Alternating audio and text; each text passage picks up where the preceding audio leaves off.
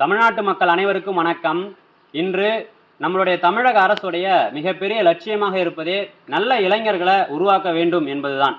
இன்னமும் சுருக்கமாக சொன்னாக்க, போதைப் பொருள் போன்ற தீய பழக்கங்களுக்கு இளைஞர்கள் போகக்கூடாது அப்படின்னு சொல்லி நிறைய முன்னெடுப்புகளை எல்லாம் தமிழக அரசு எடுத்துட்டு இருக்குது. இந்த சூழ்நிலையில கடந்த 2 நாட்களுக்கு முன்பு டிஎன்யூஎஸ்ஆர்பி தங்களுடைய ஆனுவல் பிளானரை சேஞ்ச் பண்ணியிருந்தாங்க. அப்போ மக்கள் அனைவருமே இதை நீங்கள் குரல் கொடுக்க வேண்டும். சரிங்களா? அந்த ஆனுவல் பிளானர்னா என்ன, இந்த டிஎன்யூஎஸ்ஆர்பியில் எப்படி செலெக்ஷன் ப்ராசஸ் நடக்குது, இந்த டிஎன்யூஎஸ்ஆர்பிக்கு தயாராகக்கூடிய மாணவர்கள் என்னென்ன கஷ்டங்களை எல்லாம் அனுபவிக்கிறாங்கன்ற விஷயத்தை தான் நான் உங்களுக்கு இந்த நேரத்தில் சொல்ல போகிறேன். இந்த பதிவை நிச்சயமாக நீங்கள் உங்களுக்கு தெரிஞ்ச எல்லாருக்குமே ஷேர் பண்ணுங்கள். இது நிச்சயமாக அரசு துறையில் இருக்கக்கூடிய உயர் அதிகாரிகளுக்கும் மக்களுடைய பிரதிநிதிகளுக்கும் இது சென்றடைய வேண்டும். நிச்சயமாக இந்த முடிவை அரசு தலையிட்டு மாற்றி அமைக்க வேண்டும் அப்படின்றதுக்காக தான் இந்த பதிவை நம்ம பதிவு செய்கிறோம். இந்த டிஎன்யூஎஸ்ஆர்பியை பொறுத்த வரைக்கும் இந்த டிஎன்யூஎஸ்ஆர்பியோட செலெக்ஷனில் technical SI, finger print SI, band with PC, common requirement, அடுத்து ஜாயின்ட் ரிக்யூர்மெண்ட் அப்படின்னு சொல்லக்கூடிய 5 செலெக்ஷன்கள் நடந்தாலுமே இந்த டிஎன்யூஎஸ்ஆர்பி நடத்தக்கூடிய மிக முக்கியமான செலெக்ஷன் சொல்லக்கூடியது காமன் ரிக்யூர்மெண்ட், ஜாயின்ட் ரிக்யூர்மெண்ட். இந்த 2 ரிக்யூர்மெண்ட்டை தான் இவங்க ரொம்ப ஸ்பெசிஃபிக்காக நடத்துகிறாங்க. நிறைய தமிழ்நாட்டு இளைஞர்கள் இதில் பங்கேற்கிறார்கள். இந்த செலெக்ஷன் ப்ராசஸை பொறுத்த வரைக்கும் அவங்களுக்கு ரிட்டன் எக்ஸாமினேஷன் மட்டும் கிடையாது. மற்ற காம்படிட்டிவ் எக்ஸாம்லாம் பார்த்தீங்கன்னா ரிட்டன் எக்ஸாமினேஷனை கிளியர் பண்ணதும் அவங்க ஜாப் போக முடியும். ஆனால் இந்த டிஎன்யூஎஸ்ஆர்பி நடத்தக்கூடிய இந்த செலெக்ஷன் ப்ராசஸில் எழுத்து தேர்வு, உடற்தகுதி தேர்வு, நேர்முக தேர்வு அப்படின்னு சொல்லக்கூடிய கட்டங்கள் இருக்குது. அப்போ இந்த தேர்வுக்கு தயாராகிறதுன்றது ஒரு தவ வாழ்வு. இந்த தவ வாழ்வை 18 வயசுலேருந்து 30 வயசுக்குள்ளே இருக்கக்கூடிய இளைஞர்கள் இல்லையா, மனித வாழ்க்கையில் இந்த 18 வயசுலேருந்து 30 வயசு வரைக்கும் இருக்கக்கூடிய காலகட்டன்றது ரொம்ப முக்கியமான காலகட்டம். உங்களுக்கு நல்லாவே தெரியும். இந்த காலகட்டத்தை முழுமையாக அர்ப்பணித்து தமிழ்நாட்டு மக்களுக்கு காவல்துறையில் இணைந்து சேவை புரிய வேண்டும் என்ற உயர்ந்த லட்சியத்தோடு தயாராகி கொண்டிருக்கக்கூடிய நல்ல ஒழுக்கமான இளைஞர்களுடைய கனவுகளில் இப்போ 2 நாட்களுக்கு முன்பு மிகப்பெரிய ஒரு மண்ணள்ளி போட்டுக்கிறாங்க அப்படின்னு தான் சொல்ல முடியும்.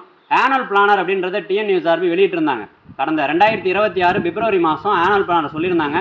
அதை நம்பி லட்சக்கணக்கான மாணவர்கள் வேலை செஞ்சுட்டு படிச்சுட்டு இருக்கிறாங்க. அப்போ தொடர்ந்து வீட்டிலேருந்து படிச்சுட்டு இருக்கிறவங்க பல கனவுகளோட படிச்சுட்டு இருக்கிறாங்க. கடந்த தேர்வுகளில் அவங்களுடைய ஏதாவது ஒரு விஷயத்தில் விட்டுருப்பாங்க. அப்போ அடுத்த தேர்வு வந்துடுச்சு, நம்ம தொடர்ந்து படிக்கலாம் என்ற நம்பிக்கையோடு படிச்சுட்டு இருந்த மாணவர்கள் அவங்க எல்லாருமே பொருளாதார ரீதியாக நிறைய ஸ்ட்ரகிள்ஸ் இருக்குது, வயது போயிட்டுருக்கு, இந்த மாதிரியான விஷயங்களில் படிச்சுட்டு இருந்த மாணவர்களுடைய கனவுல மண்ணள்ளி போடும் விதமாக அந்த ஆனுவல் பிளானரை டிஎன்யூஎஸ்ஆர்பி மாற்றி அமைத்திருக்கிறது. 2027 தான் தேர்வுகளை நடத்துவதற்கான திட்டத்தை அவங்க வெளியிட்டிருக்காங்க. ஒரு ஆனுவல் பிளானரை வெளியிடுறாங்க அப்படின்னு சொல்லும்போது அது வெறும் ஒரு ஆனுவல் பிளானர் மட்டும் கிடையாது. லட்சக்கணக்கான மாணவர்கள் என்ன பண்ணணும், அடுத்த 6 மாதமோ 1 வருடமோ என்ன பண்ணணும் அப்படின்ற ஒரு விஷயம் தான் அந்த ஆனுவல் பிளானர். அப்போ அதை நம்பி 6 மாதமா 8 மாதமா படிச்சுட்டு இருந்த ஒரு இளைஞன் பொருளாதார ரீதியாகவும் இல்லையா நிறைய ஸ்ட்ரகிள்ஸ் அவங்க எதிர்கொள்கிறாங்க. அப்போ இதெல்லாம் அந்த அரசு கன்சிடர் பண்ணணும்.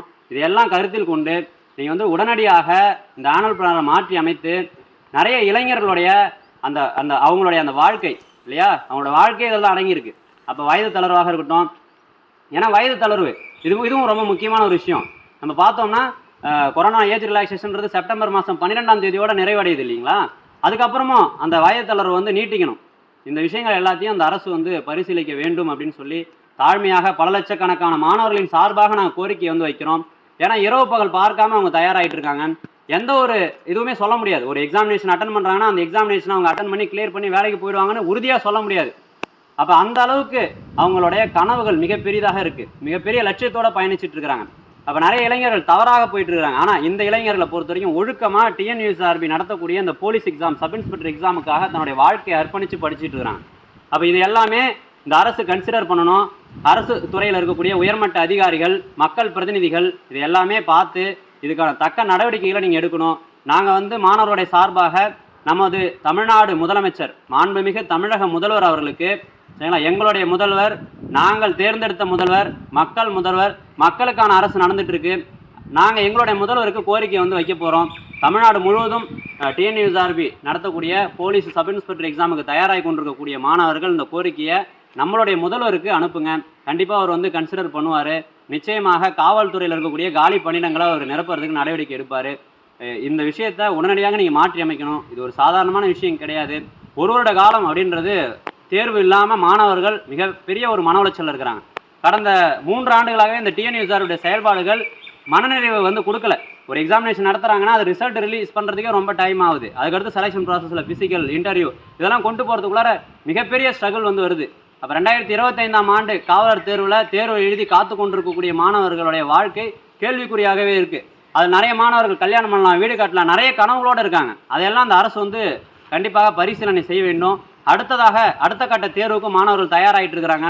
இது எல்லாமே நீங்கள் கன்சிடர் பண்ணி விரைவில் ஒரு நல்ல முடிவை வந்து நீங்கள் வந்து கண்டிப்பாக மாணவர்களுக்கு வந்து கொடுக்கணும். ஏன்னா மாணவர்கள், மக்கள் எல்லாருமே தேர்ந்தெடுத்த அரசு தான் நடந்துட்டு இருக்கு. கண்டிப்பாக இது மக்களுக்கான அரசாக இருக்கணும்.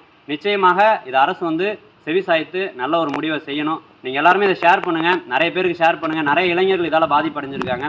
இது கண்டிப்பாக நிறைய உயர் அதிகாரிகளுக்கும் மக்கள் பிரதிநிதிகளுக்கும் போய் சேரணும். இதுதான் என்னுடைய தாழ்மையான வேண்டுகோள். நன்றி.